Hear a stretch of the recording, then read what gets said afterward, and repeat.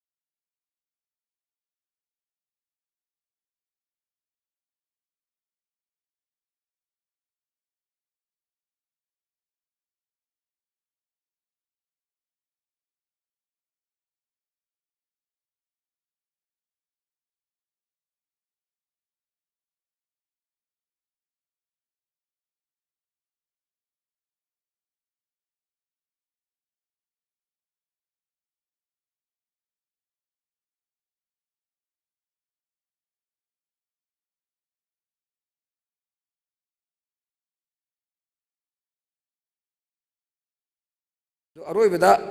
Environment and forest सिगी department जिजुको मसाइगी करी हाइतारे कोई honourable minister सु नहानी ऑनरेबल स्पीकर हाइजिनिंग से कान होनबी बे मथक्सिदा ngसाइगी फॉरेस्ट से मसी फजना ngaaba kanda अखोई एनवायरनमेंट से फरक कने फॉरेस्ट से कना होनबा मतमदा आइना थ्रू अगस्त ऑक्सासिदा इन हाइजिनिंग से all the honourable members including अदुगा पब्लिक खुदिम ताइन हाजे प्रजा खुदिम हाइजिनिंग से कोई फॉरेस्ट कंसी फॉरेस्ट से डिपार्टमेंट जो मापांग कनबियो अदुगा ngaकी सिगी फॉर ओनली कनोगी दमतबा सो केसी दमता दि तो बिगनु अदुगा ngसगी करी हाइतार फॉरेस्ट कना होनबा मतमदा लोकल गी ऑनरेबल मेंबर्स दा मैक्सिमम याहुन बियो अद इनी कमिटी में सार है सी चिंगाजी कनो मतदा चिंगाजी कंसे है ऑनरेबल मेंबर आइगा डिपार्टमेंट का कंसर्न मिनिस्टर को तानरग कमाइन कंसिगे ऊपम से कमाइन थाजिगे करम थारगा ऊपम से हिंगदगे हाइबसे मसी आई तरफतगी होल इलेक्टेड मेंबर्स मेंबर प्रधान जिला परिषद ऑनरेबल एमएलएस पुनमक से पुलगा लोकेलिटी है क्लास मरा पाबी विलेज अथॉरिटी चीफ सिंह पुलगा ngसाइगी फॉरेस्ट से कंद्रगदी एनवायरनमेंट तो फलक्त्रदबु सोर होना नुंसिदु सेंगाक्त्रदो कराई हिंगमदोरी मियोब समाजदा हिंब सुंगा याररोय अदुना मसी फरन होनबा मतमदा फॉरेस्ट डिपार्टमेंट हाजिनिंग से होय उ चार पांबी मैक्सिमम सेमबरी साबिरी अदुबु आइन हाजिनिंगबुदी केंद्र की ऑनरेबल मेंबर सिंगदा हुंफुजिदा को लोइना मसिंग थिदोगा ngसाइगी एनी जगह में उ पाबी 10,000 थाउ कुंथानसी अदो ख्वाइदगी थाबा फजन हिंगल चाही मंगा एमएलए की मागी तेनो से चाही मंगा ख्वाइदगी यू मसिंग याम फंगबदो करिनो एवाला तोराला अमा हेक्ता पिसलगने तौबो तारबदी अई वखंददी फॉरेस्ट से कनबदा चौ मसा आमदो ओइनन खल्ले मरमदी कनदो होजिकसे यंगो ngसाइगी पुपी थाबा खोबा तौब जगह पुनि मयाम सिबु फॉरेस्ट कन होनबा मतमदा फॉरेस्ट से मांगदी अखोई मांगने हाबजे मची मखोद अवेयरनेस पीबम चंगे मोजु सिदुरम ने खोजु सिदुरम ने पैसा खरगी दमता आई पुंसी मांगबा यारो हाबिदोमदी मोसी नोंगमदी चिंगदा लेबा चिंगनाव हिंग नोंगमदी ज्ञान तारखिनी तानन होरबा मतमदा ओनबा मेंबर सिंजु करे हनी चिंगजु तमजु पुलप पुलबनिना अइना साइजरिबा से ओनबल स्पीकर थ्रू ओनबल मिनिस्टर पुनिंग चिंगजै से एवरी ईयर कोनकी नर्सरी प्लांटेशन सेमिराबा सेमा कांदा एमएलए हुंभुजिदा लिसिंग काया का कुन तरा तरा थाना जाबरा थानारा कांदा ngasa city area da leba khrak tuna ngasa gi karata sada chengen mari tare ni panga pan lebisina atop da mateng pangbi haraga tangai phadana madu tawragadi hena phagani aina khanjai se example khoi rural khoi gi NRGS ta fast priority hamna pyramid u pambi side plantation tawjam pyramid ba haugi sem lok thokra bangde aina si program habre yara sarau gi sendara yarakte haire karino ka dun dakbudi center leisi karino gyan ta salaktra bhai tarane उपामी थाना पैसा खर चंगे खर मोन खर लौटोजरसु उदी हिंगावे मी उ लिसिंग थाबा उ चनी जोम दसु हिंगावेबा लंबी पोट साइड फजु फजाबा खुरिसु कानाबा अदिगी प्रोग्राम तौरमदो हौगिति प्रोग्राम हाबुबु अदो पायोति खन यार कांदा हौगिन अम कई तौरे कोई इसिंगी कोई लौ सिंग बे केने लाना पायोति लौखल अम हाइगले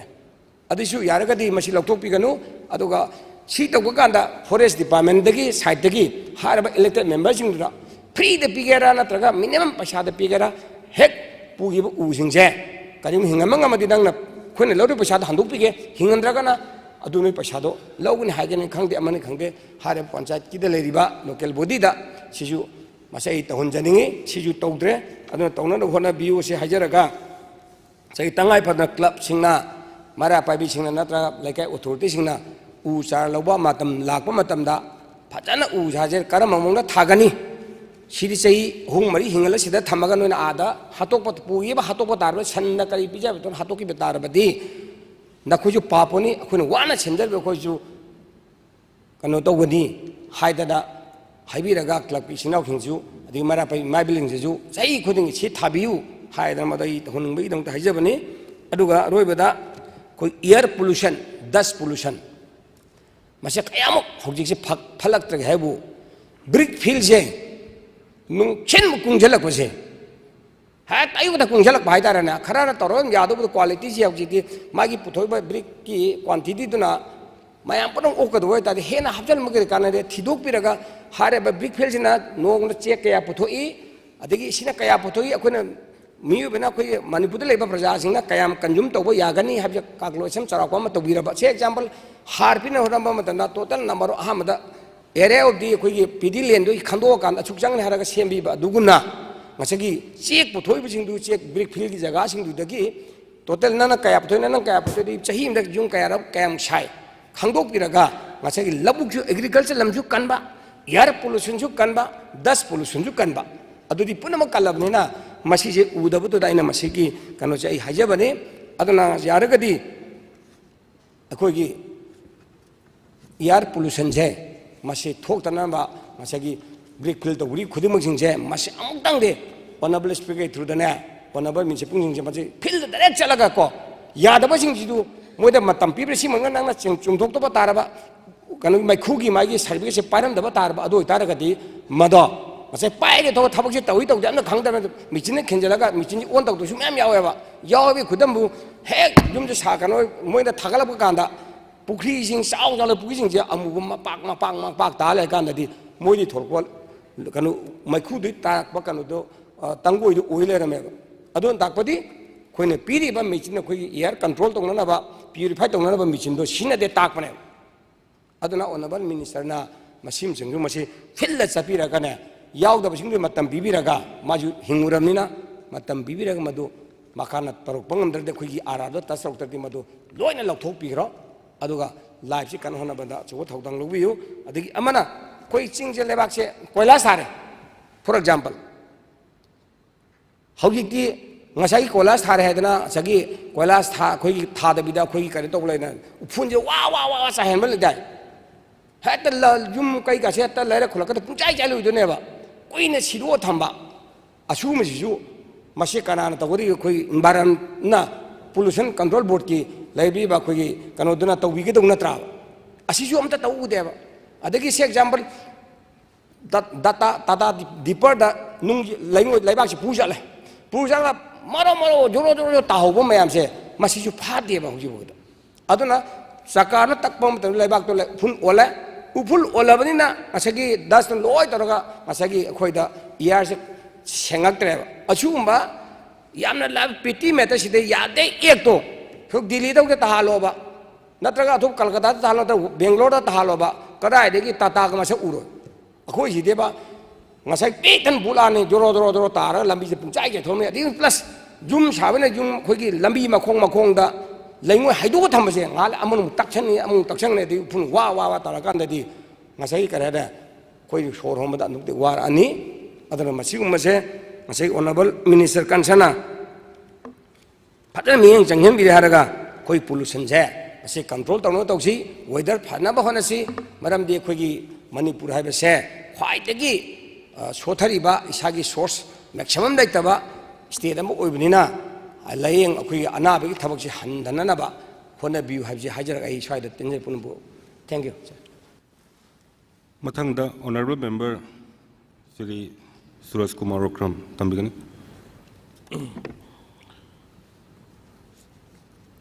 Honorable Chairman, sir, Chairperson, sir. Demand number 11, medical health and family welfare staff. Sir, I kar thamjage. Ahan bada akhoi COVID matamgi haina maru aina COVID matamgi financial dues mamangi assembly sing desu sir aina thangachagibni. Mamang da thamgibada total pending amount is somewhere around 13 crore lay hai. The catering service around 2 crore gumba due lay hiba sir. Aduda 2022-23 da 5 crore si approved tawre. Aduga department na reason pirakpasi network problem lay hai dana finance department gi masima 22-23 gi da release the hodre sir. Mathang 23-24 gi da 10 crore gi process tawkanda lack of fund laibadagi 1 crore revised estimate the hapa sida 86,11,374 thadu sir. Sir masida aina thamjaning is it's almost 2-3 years which sahi ani hum phare masida catering tawbada masida different matam da covid nauna lakhnga da vaccinate tawdringai matam da thawai da kuba hapa ngaktani sir tawgribi mayam singse aduna humanity ki service ta haibatare aduna CC lairisi mayam ama pusanarga mayam ama ngaki nangna ba mayam torumbasu leramba yai masigi mathakta nangna ba mai gi dukan dagi credit gi loksalaga sinagi ba mayam si yaw hai masi honorable minister na aina aduga honorable leader of the house finance in charge ki supporting chingsin because finance gi release tor kadawni na haibatare masi karamba kanda release to bigani aduga kayamna watlibage sigumba mayam singsena ai thamjage sir aduga covid matam da sir khoi ato pa matam dugi dakar leidana haibtare assistant field assistant haigadra oxygen plant leiba mayam sing dugi oxygen plant leiba dugi madugi senana ba madugi kano tawna ba akhoi matam da mayam am lawki personals mayam ama masugi senana ba haibtare masi akhoi government na matam digi dakar leidna hospital jing da oxygen plant mayam am thamgre adu kon na tarak padasu adum dakar leirane haiba madugi senana ba mi thambase aduna mokoi singsi hanadi leiri ba hospital jing dugi natraga center jing dugi CMO gi makhada natraga na leiri ba doctor jing dugi makhada leire me hujik na mu health directorate ta tanaro noina thokpa na dumaina hain haipase moi fet si karida leigadoribno sahi ani suraba sahi suraba moi salary fangta ba tolo fangta ba mayam si yaure hai sigumba health workers sing haibitare matam duda darkar leidana document sinaraga hujik si ignore to bibada akhoi masi pharoidra haidana honorable chairperson gi through the honorable minister gi pukning sing sinjari sir ani suba point da ai ngarangi ꯑꯩꯈꯣꯏ ꯀꯩꯅꯣꯗ star ꯀ꯭ꯋꯦꯁꯟꯗꯁꯨ ꯊꯝꯖꯈ꯭ꯔꯕꯅꯤ Churachandpur ꯀꯣꯂꯦꯖꯀꯤ ꯂꯩꯔꯤꯕ ꯁꯥꯇ꯭ꯔ ꯁꯥꯇ꯭ꯔꯤꯁꯤꯡꯁꯤꯒꯤ ꯑꯩꯈꯣꯏ hostel ꯑꯃꯁꯨꯡ library ꯐꯤꯁꯇꯤ ꯑꯩꯈꯣꯏ admission ꯃꯇꯝꯗ ꯌꯥꯎꯈ꯭ꯔꯕꯅꯤꯅ ꯍꯧꯖꯤꯛꯁꯦ ꯃꯐꯝ ꯃꯐꯝꯗ ꯑꯔꯥꯞ ꯑꯔꯥꯞꯄꯗꯒꯤ ꯂꯥꯛꯄꯁꯤꯡꯁꯤ ꯌꯥꯝꯅ ꯀꯩꯅꯣ ꯇꯧꯕꯗꯨꯅ ꯒꯣꯔꯃꯦꯟꯒꯤ ꯏꯟꯁꯇꯤꯇ꯭ꯌꯨꯠꯀꯨꯝꯕ ꯀꯔꯤꯒꯨꯝꯕ ꯑꯍꯥꯡꯕ ꯂꯩꯔꯒꯗꯤ ꯃꯗꯨꯗ ꯃꯇꯝ ꯈꯔꯒꯤ ꯃꯦꯅꯦꯖ ꯇꯧꯕꯤꯕ ꯀꯔꯤ ꯀꯥꯏꯕ ꯂꯩꯒꯗꯒꯦ ꯇꯧꯕꯤꯕ ꯌꯥꯔꯣꯏꯗ꯭ꯔꯥ ꯍꯥꯏꯗꯅ ꯑꯣꯅꯔꯦꯕꯜ ꯃꯤꯅꯤꯁꯇꯔꯅ ꯈꯤꯇꯪ ꯊꯝꯕꯤꯅꯕ ꯍꯥꯏꯅ ꯁꯥꯔ ꯑꯩ ꯊꯝꯖꯔꯤ ꯁꯥꯔ ꯑꯗꯨꯅ ꯑꯩꯈꯣꯏ ꯉꯁꯥꯏꯒꯤ ꯖꯦꯅꯤꯝꯁꯇ ꯐꯦꯀꯜꯇꯤ ꯋꯥꯠꯄ ꯁꯕꯖꯦꯛ ꯑꯍꯨꯝꯒꯤ ꯐꯦꯀꯜꯇꯤ ꯈꯔ ꯋꯥꯠꯄ ꯑꯗꯩ ꯃꯔꯨꯑꯣꯏꯅ ꯄꯦꯊꯣꯂꯣꯖꯤꯒꯤ ꯑꯩꯈꯣꯏ ꯑꯣꯖꯥꯁꯤ ꯂꯩꯇꯦ ꯍꯥꯏꯅ ꯁꯥꯔ ꯊꯝꯕꯤꯔꯛꯏ ꯍꯧꯖꯤꯛꯁꯤ ꯃꯃꯥꯡꯗ ꯑꯩꯅꯗꯤ ꯊꯝꯕꯤꯈꯤꯕꯅꯦ ꯑꯦꯛꯖꯦꯛꯂꯤꯗꯤ ꯈꯪꯗ꯭ꯔꯦ ꯑꯩꯈꯣꯏꯒꯤ ꯄ꯭ꯔꯦꯛꯇꯤꯀꯦꯜꯁꯤ ꯌꯥꯝꯅ ꯗꯔꯀꯥꯔ ꯂꯩꯕꯅꯤꯅ ꯊꯧꯕꯥꯜꯒꯤ ꯗꯤꯁꯇ꯭ꯔꯤꯛ ꯍꯣꯁꯄꯤꯇꯥꯜꯗ ꯕꯤꯁꯦꯟꯄꯨꯔ ꯗꯤꯁꯇ꯭ꯔꯤꯛ ꯍꯣꯁꯄꯤꯇꯥꯜ ꯈꯔ ꯆꯥꯎꯕ ꯗꯤꯁꯇ꯭ꯔꯤꯛꯁꯤꯡꯒꯤ ꯍꯣꯁꯄꯤꯇꯥꯜꯁꯤꯡꯁꯤꯗ ꯃꯁꯤ ꯑꯩꯈꯣꯏꯒꯤ MBBSꯀꯤ ꯁ꯭ꯇꯨꯗꯦꯟꯁꯤꯡꯁꯤ ꯆꯠꯍꯜꯂꯒ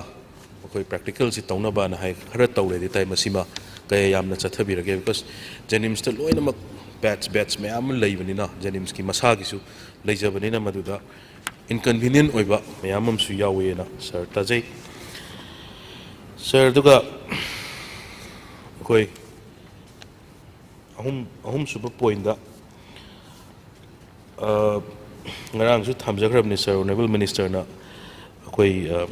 ꯗꯤꯃꯥꯟ ꯗꯤꯁꯀꯁꯟꯗ ꯊꯝꯕꯤꯔꯛꯀꯦ ꯍꯥꯏꯅ ꯔꯤꯝꯁꯀꯤ ꯇꯦꯁ ꯇꯧꯔꯝꯕ ORS to the poorꯗ free clinical test ꯄꯤꯔꯝꯕꯁꯤ ꯂꯦꯞꯈ꯭ꯔꯦ ꯍꯥꯏꯅ ꯁꯥꯔ ꯊꯝꯕꯤꯔꯤ ꯁꯤꯒꯤ ꯔꯤꯖꯟ ꯀꯔꯤꯅꯣ ꯑꯗꯣ ꯃꯁꯤ ꯌꯥꯔꯒꯗꯤ ꯒꯣꯔꯃꯦꯟꯁꯤꯅ ꯂꯩꯉꯥꯛꯁꯤꯅ ꯃꯁꯤ ꯆꯠꯊꯍꯟꯕꯤꯕꯗ ꯀꯔꯤ ꯀꯥꯏ ꯑꯗꯨꯒ ꯔꯤꯝꯁꯇ ꯇꯧꯕꯁꯦ ꯑꯗꯨꯒ ꯖꯦꯅꯤꯝꯁꯇ ꯇꯧꯕꯁꯤꯅ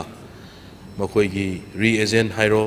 ꯑꯗꯩ ꯑꯇꯣꯞ ꯑꯇꯣꯞꯄ ꯃꯌꯥꯝꯁꯤ ꯏꯀ꯭ꯋꯤꯞꯃꯦꯟꯁꯤꯡꯗꯒꯤ ꯀꯔꯤꯗꯒꯤ ꯌꯥꯝꯅ ꯋꯥꯠꯂꯦ ꯍꯥꯏꯕ ꯃꯁꯤ ꯑꯋꯥꯠꯄꯁꯤꯡꯁꯤ ꯏꯟ ꯀꯦꯁ ꯖꯦꯅꯤꯝꯁꯇ ꯂꯣꯏ ꯇꯧꯒꯦ ꯍꯥꯏꯔꯒꯗꯤ ꯉꯁꯤ ꯇꯦꯁ ꯇꯧꯔꯝꯕꯁꯤ ꯅꯣꯡꯃ ꯅꯤꯅꯤ ꯉꯥꯏꯅꯩ ꯍꯥꯏꯕ ꯑꯗꯨ ꯏꯟ ꯀꯦꯁ ꯖꯦꯅꯤꯝꯁꯇ ꯁ꯭ꯇꯦꯠ ꯑꯣꯟ ꯀꯣꯂꯦꯖꯁꯤꯗ ꯃꯁꯤꯗ ꯂꯣꯏꯅꯃꯛ ꯇꯧꯒꯦ ꯍꯥꯏꯔꯒꯁꯨ ꯑꯋꯥꯠꯄꯁꯤꯡꯁꯤ ꯃꯦꯟꯁꯤꯟꯕꯤꯕꯒꯤ ꯄ꯭ꯂꯥꯟ ꯂꯩꯕ꯭ꯔꯥ ꯃꯁꯤꯗ ꯒꯣꯔꯃꯦꯟꯒꯤ ꯀꯔꯤ ꯂꯩꯕꯤꯕꯒꯦ ꯍꯥꯏꯕꯗꯨ ꯑꯃꯨꯛꯇꯪ ꯊꯝꯖꯒꯦ ꯁꯥꯔ ꯑꯗꯨꯒ ꯑꯩꯈꯣꯏꯒꯤ ꯃꯔꯨꯑꯣꯏꯅ ꯑꯣꯅꯔꯦꯕꯜ CMꯒꯤ CMHT ꯀꯥꯔꯗꯁꯤ ꯁꯥꯔ ꯑꯔꯥꯎꯟ 1 to 3 lakhs ꯀꯨꯝꯕ 3.5 lakhs ꯀꯨꯝꯕ ꯃꯁꯤꯗ ꯔꯤꯑꯦꯝꯕꯔꯁ ꯇꯧꯕ ꯌꯥꯕꯒꯤ ꯄꯣꯂꯤꯁꯤꯅꯤ ꯁꯥꯔ ꯃꯁꯤꯗ ꯃꯔꯨꯑꯣꯏꯅ ꯀꯝꯄ꯭ꯂꯦꯟ ꯂꯥꯛꯄꯁꯤ ꯑꯩꯈꯣꯏ ꯂꯥꯏꯐ ꯁꯦꯚꯤꯡ ꯗ꯭ꯔꯒꯁꯤꯡꯗ ꯍꯥꯟꯅꯗꯤ ꯈꯔ ꯌꯥꯔꯝꯃꯦ ꯍꯥꯏ ꯁꯥꯔ ꯂꯥꯏꯐ ꯁꯦꯚꯤꯡ ꯗ꯭ꯔꯒꯁꯤꯡꯗ ꯃꯁꯤ ꯌꯥꯝꯅ ꯂꯧꯕ ꯐꯪꯗꯦ ꯃꯁꯤꯗ ꯑꯗꯨꯒ ꯑꯣꯄꯔꯦꯁꯟ ꯇꯧꯕ ꯃꯇꯝꯗ ꯇꯧꯕ ꯃꯇꯝꯗ 3 lakhs ꯑꯣꯏꯔꯣ 4 lakhs ꯑꯣꯏꯔꯣ ꯃꯁꯤ ꯄꯨꯂꯞ ꯑꯩꯈꯣꯏ ꯇꯧꯕꯒꯤ ꯆꯥꯟꯁꯁꯦ ꯐꯪꯗꯕ ꯌꯥꯝꯃꯕꯗ 40 to 50 60 70 lakh thousandꯒꯨꯝꯕꯒꯤ ꯆꯥꯡꯗ ꯁꯤꯗꯒꯤ ꯍꯦꯟꯅ ꯐꯪꯗꯦꯅ ꯍꯥꯏ ꯃꯁꯤ ꯈꯔ ꯍꯦꯟꯅ ꯂꯥꯏꯐ ꯁꯦꯚꯤꯡ ꯗ꯭ꯔꯒꯁꯤꯡꯗ ꯑꯊꯨ ꯑꯍꯥꯟ ꯂꯥꯛꯄ ꯃꯇꯝꯗ ꯏꯃꯔꯖꯦꯟꯁꯤꯗ ꯃꯁꯤꯗ ꯈꯔ ꯍꯦꯟꯅ ꯄꯦꯁꯦꯟ ꯐ꯭ꯔꯦꯟꯂꯤ ꯑꯣꯏꯍꯟꯅꯕ ꯍꯥꯏꯕ ꯇꯥꯔꯦ ꯃꯁꯤ ꯀꯔꯤ ꯒꯣꯔꯃꯦꯟꯒꯤ ꯁ꯭ꯇꯦꯞ ꯄꯥꯏꯈꯠꯄꯤꯕ ꯌꯥꯕꯒꯦ ꯍꯥꯏꯕꯗꯨ ꯑꯃꯇꯪ ꯑꯩꯈꯣꯏ ꯍꯦꯜꯊ ꯗꯤꯄꯥꯔꯠꯃꯦꯟꯒꯤ ꯁꯤꯗ ꯊꯝꯖꯕꯅꯦ ꯑꯗꯨꯒ ꯁꯥꯔ ꯑꯩꯅ ꯉꯁꯤ ꯈꯛꯇꯪ ꯐꯪꯖꯕ ꯄꯥꯎꯗ ꯑꯩꯈꯣꯏ ꯗꯤꯐ꯭ꯔꯦꯟ ꯚꯦꯛꯁꯤꯅꯦꯁꯟ ꯇꯧꯕꯁꯤ ꯑꯩꯈꯣꯏꯒꯤ ꯒꯣꯔꯃꯦꯟꯒꯤ ꯏꯟꯁꯇꯤꯇ꯭ꯌꯨꯠꯁꯤꯡꯗ ꯒꯣꯔꯃꯦꯟꯒꯤ ꯃꯦꯗꯤꯀꯦꯜꯒꯤ ꯍꯥꯏꯕ ꯇꯥꯔꯦ ꯍꯦꯜꯊꯀꯤ ꯏꯟꯁꯇꯤꯇ꯭ꯌꯨꯠꯁꯤꯡꯗ ꯍꯦꯜꯊꯀꯤ ꯂꯩꯔꯤꯕ ꯑꯣꯐꯤꯁꯁꯤꯡꯗ ꯑꯩꯈꯣꯏ ꯚꯦꯛꯁꯤꯅꯦꯁꯟ ꯇꯧꯕꯁꯤ ꯔꯣꯇꯥ ꯚꯥꯏꯔꯁꯀꯤ ꯃꯥꯜꯂꯦ ꯁꯥꯔ ꯔꯣꯇꯥ 3ꯒꯤ ꯚꯦꯛꯁꯤꯅꯦꯁꯟꯁꯤ ꯁꯥꯔ ꯒꯣꯔꯃꯦꯟ ꯔꯟ ꯏꯟꯁꯇꯤꯇ꯭ꯌꯨꯠꯁꯤꯡꯗ ꯁꯥꯔ ꯃꯁꯤ ꯍꯟꯗꯛꯀꯤ ꯊꯥ ꯑꯁꯤꯗ ꯊꯥ ꯑꯃ ꯍꯦꯟꯅ ꯁꯥꯔ ꯃꯁꯤꯒꯤ ꯚꯦꯛꯁꯤꯅꯦꯁꯟꯁꯤ ꯌꯧꯔꯛꯇ꯭ꯔꯤ ꯍꯥꯏꯅ ꯚꯦꯛꯁꯤꯟꯁꯤ ꯌꯧꯔꯛꯇ꯭ꯔꯤ ꯍꯥꯏꯅ ꯃꯁꯤ ꯍꯦꯟꯅ ꯀꯥꯞꯄꯤꯗ꯭ꯔꯦ ꯍꯥꯏꯕ ꯑꯗꯨ ꯃꯣꯏꯒꯤꯁꯤꯗꯤ ꯃꯇꯝ ꯅꯥꯏꯅ ꯀꯥꯞꯄꯅꯤꯅ ꯃꯁꯤ ꯂꯩꯇ꯭ꯔꯤꯁꯤ ꯀꯔꯤꯒꯤꯅꯣ ꯍꯥꯏꯕ ꯃꯇꯝꯗ ꯄ꯭ꯔꯥꯏꯚꯦꯠꯇ ꯀꯥꯞꯄ ꯉꯝꯕ ꯃꯃꯥ ꯃꯄꯥꯁꯤꯡꯅ ꯀꯥꯞꯈ꯭ꯔꯦ ꯀꯥꯞꯄ ꯉꯝꯗꯕ ꯃꯃꯥ ꯃꯄꯥꯁꯤꯡꯗꯤ ꯑꯩꯈꯣꯏꯒꯤ ꯒꯣꯔꯃꯦꯟꯅ ꯁꯄ꯭ꯂꯥꯏ ꯇꯧꯕꯤꯕꯁꯤ ꯀꯔꯤꯒꯤꯅꯣ ꯃꯁꯤ ꯂꯩꯇ꯭ꯔꯤꯕꯁꯦ ꯍꯥꯏꯗꯅ ꯌꯥꯝꯅ ꯅꯨꯡꯉꯥꯏꯇꯕ ꯑꯃ ꯐꯥꯎꯔ ꯀꯔꯤꯒꯤꯅꯣ ꯃꯇꯝ ꯑꯩꯗꯤ ꯑꯣꯅꯔꯦꯕꯜ ꯃꯤꯅꯤꯁꯇꯔꯅꯁꯨ ꯍꯦꯟꯅ ꯈꯪꯕꯤꯒꯅꯤ ꯏꯁꯥꯃꯛ ꯗꯣꯛꯇꯔ ꯑꯣꯏꯕꯤꯕꯅꯤꯅ ꯃꯁꯤ ꯃꯇꯝ ꯆꯥꯅ ꯀꯥꯞꯍꯧꯗ꯭ꯔꯒꯗꯤ private afford to ngam da sing sigi faith se krai da leigadori no angang sing sigi sidi angang ginina masi yamna thuna yengsel haningi haiduna sir thamjage sir ai sida health ki demand si ai sida tension jarge sir aduga ani subada labor and employment sir sida aina thangat chagrisi construction workers sing da piba sir benefit haibitare labor says tagi lakwa sina construction workers sing da makoi gi beneficiary sing sida construction workers sing sigi beneficiary sing sida 80% si akoi revenue benefit oina educational benefit angang construction workers sing sigi angang larik tambada makoi da kaino piba matam matam gi senthang pibiba ana ek lakwa matam da pibiba aduga skill training dana 15% piba haiduna to atopa makoi gi satra sa makoi gi construction workers sing ki family da hairo natraga makoi gi skill training da haitar youth sing gi skill training piba haiduna da 5% namukna department da piba haiduna sir adumaina lain hai adu 2018 19 19 20 2021 financial year sida almost 1.5 lakh card holders si cancel tawhin hai sir masigi maram sina kari gi obi bano adudagi 2017 dagi akhoi gi hairiba educational benefit satra sing larik tambagi akhoi gi construction workers sing gi masa masu sing larik tambagi educational benefit si sir pirak trin hai masigi maram sina karena yamne yam gre masida ado akhoi gi health benefit sisu matam sana pide gap yamne leiraga pi na hai sir aduna sigi mathakta moi construction workers sing sisu thabak suba yam mafam kuning gi satpanina renewal fee si sahi mada amurak tohonba adagi renewal fee tawdena hekta phat launa kakthat piba mayam am lakpanina pulap sahi ani hum gi minimum sahi ahum gumbagi renewal fee si amuktang da tohon bibida kari kai haidana honorable minister na masigi clarification simatang thambina ba haidana khoi demand number 13 labor and employment gista sir sima ai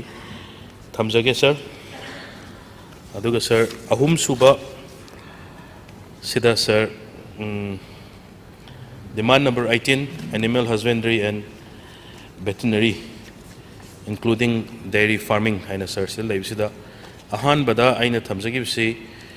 failure to implement Manipur Pony Conservation and Development Policy haina sir ai thamjage bani maru aina August house sida pony conservation Manipur gi mayam hena khangbi rabani polo modern polo krai dei haurakibno kamaina tawkibno Manipur gi pony se leiram dragadi modern polo si world se leiram roi honorable leader of the house nasu yamna masida puning chingchan bibusu mali sir maduda akoi Manipur date 4 June gi 24 ga order ma thokpa sir masida status of sustainable preservation of Manipuri pony haiduna sir masi government gi interim coordination committee ma government gi representatives aduga ngasai gi pony society gi Manipur pony society gi Manipur horse rider association gi Manipur pony owners association gi Manipur polo clubs association gi mayamam su yabiyo male sir sagonji akoi gi sagonji kamai tawge hai matam ai sasu yamna interest laina masida ai sama ki ju sagon tara mari mangam leje akoi gi sagonji semi wild way sir maru ina imphal da laiba sagon sing si lamphel pat hujik honorable leader of the house na kanna sengbiri haina tawriba lamphel pat sida sakta ba chatle almost 300 horses haiter sagon Manipuri horse masi chakta ba chatli adu ising hujik nongju thada ising khu yaurasu marai jina tawraga manung dagi kaino si napi koi gi kaino si sai ma gi चारगा मोइसे अदुमाइना भोक यामना environment से यामना suitable ओइद्रगसु माना हिंगबा मसाना हिंगबा ngamjanabase sir अदुम तौबने अदुना अखोई सगोन से अखोइना नोंग नोंगमगी मसी मसिंग सुम हंदरकपा मरुवैना लोबिरिबा मपुसिंगसिना यामना Luna लोबिबसु यावी अदगी थादोखरगा खर लोइरगा सगोनसिना फरागना पोलो सानाबदा खर हेना फरगना लपा लाखता लाख अनीदा लाख अहुमदा लाख मंगा भुक यौबो यावी सर अफबा सगोन यारगना अदुमाइना तौबा ग्रुपसु लैतबा नते अदुना मखोइगी सिगी टीमसिना ngasai गवर्नमेंट ना थोपिरिबा ऑर्डर सिदा मफम से आई खरा पाथोक्सगे ग्रेजिंग ग्राउंड से सर यामना दरकार लेबा ग्रेजिंग ग्राउंड लेत्रगदी फने यामना अखोइना सिदा हप्ता कांगजेबुंगदा हुजिक वेटनरी डिपार्टमेंट ना गाड़ी पुथोई हाय अदुगा मखोइगी मयामसिना सजिक फालगा हुजिक पाइरिबा कांगजेबुंग सिदा लेरिबा सिदा पिजरिसी सगोन याम नते बाजार लेबा सगोन सिंग खत माले अदुना सिदा कुइना थंबा ngamdam नते न सर मसिदा आइडेंटिफाई तौबसी आई मफम खरदंग हाइजरके सर अखोइगी wetland area behind Tekcham polo कयुमपाट टेक्चम गिने सर सिना कक्चिंग डिस्ट्रिक्ट ना अखोइगी large utilise land in Kakching district लै सर सिना 2000 परीस कुंबा सुम येंगबा मतमदा adagi waithau sidana and its surrounding areas waithau and its surrounding areas sida almost 35 mares lay mare di sagon amom aduga 8 stallions lay sida su sir dakar leba adagi akhoi Bisenpur district ta 37 mares lay 11 stallion lay masida fertile area found in Tobul in Bisenpur district adagi pony khoigi laidiba यारेल पाता अदगी स्वाइगी area सिदसु sir दरकार लई pony हाइंगांग area दा 35 ponies लई अदुगा surrounding अखोइगी pony सिंगसिदा around 300 संगम गुंबगी सोर्स ऑफ फॉडर सी दरकार लई सर यारिपोक टॉप सिंगथादा लैरिबसी अंद्रो हियांगलम हैरोक असेंबली कॉन्स्टिट्यूएंसी की सिदा पोनी रिजर्व्स अमा सेमबगी हादि सिगी एरिया सिदा सिगी मफम सिंगसिदा अदुम सर फंगने ना सर मोइना रिपोर्ट न थमली सर अदुगा यांगोई दगी खोइजुमान खा वाबगाई पार्टिकुलरली नतेखोंग सिदा 20 परीस कुंबा सर लई है दगी हुजिक ना एयरपोर्ट सारिबा मनुंग सिसु अदुम ग्रेजिंग ग्राउंड खरा अदुम ओइनरी न है सर अदुमाइना सर डिस्ट्रिक्ट मफम सि यामना यामग्रे मतम सांगना लौदबिदा आई थमजरगे अदुना आइना सिदा क्लब तौनिंग आइसिना मणिपुर की मफम एरिया सिंगसिदा सिटी वैली एरिया मेन ओइना वैली एरिया पेरिफेरी सिंगदा ngaतनी चिंगदसु सर आइडेंटिफाई तौरगा सगोनना चाखरगा सगोन की अमांगबा तारंबा मफम से सिदा अमुक हन हौगलक नापी सगोन चादेबा अदुना कनाना अमुक चाय हैब द सन चायबा अदुना अखोइगी ngसाइगी सन लोइबगी वेटनरी की करीगी मयाम से ग्रेजिंग ग्राउंड हुजिकसि लंपाक सन लोइबा मयाम सिंगी ग्रेजिंग ग्राउंड लेत्रे हाइदुना सर मैम प्रॉब्लम्स लेम अनीमकी सोल्यूशन से सॉल्व तौबा सन चारगा सन की अमांग तारंबा मफम द हौगलक नापी सिन सगोन चायबा सर इंटीग्रेटेड तौबा यागनी हाइदुना ग्रेजिंग ग्राउंड सिंग गवर्नमेंट की लैरिबा सिनदबा ग्रेजिंग ग्राउंड सिंग फजना आइडेंटिफाई तौरगा मसिदा सगोन अमसुंग सन की हर्ट मैम से पुसलगा मसिदा अखोइगी स्टेट की ओइना कानाबा पोनी योखटपा अदुगा अखोइगी